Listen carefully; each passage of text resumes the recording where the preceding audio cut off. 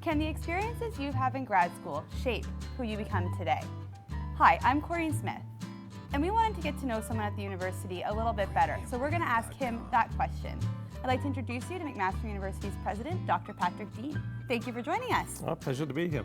Can you tell us about a fear that you had as a new graduate student and the moment you realized it wasn't true?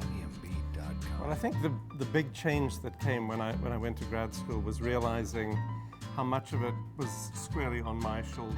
You know, when you're an undergrad, the curriculum's planned out for you, your progress through it is very much, it's monitored very closely by your professors. Can you tell us about something you learned in grad school that shaped who you are now?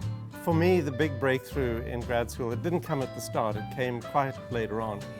When I was struggling with some issues in a number of courses, I realized that the important thing was to be learning to ask the right questions.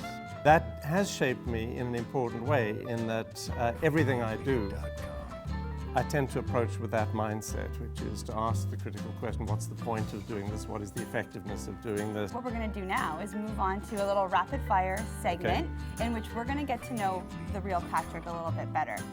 Phoenix burger or poutine? Phoenix burger. Star Wars or Star Trek? Star Wars. The Picture of Dorian Gray or 50 Shades of Grey? Picture of Dorian Gray. What came first, the chicken or the egg?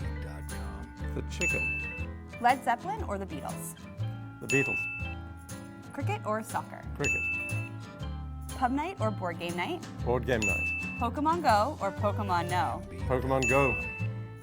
Lying on a beach or camping in the forest? Camping in the forest. Great, thank you very much for your time today. You're welcome.